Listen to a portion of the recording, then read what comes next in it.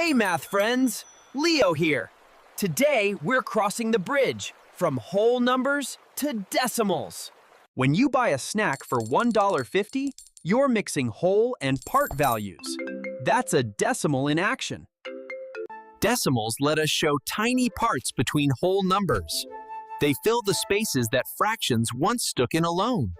Whole numbers count complete things, like apples or books.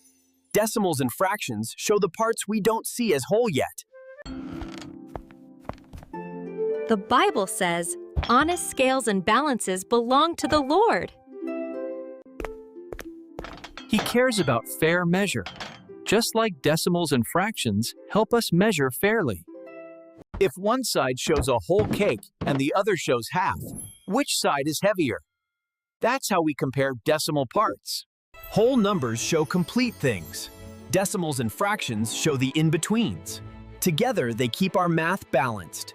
The Holy Spirit helps you understand and enjoy math.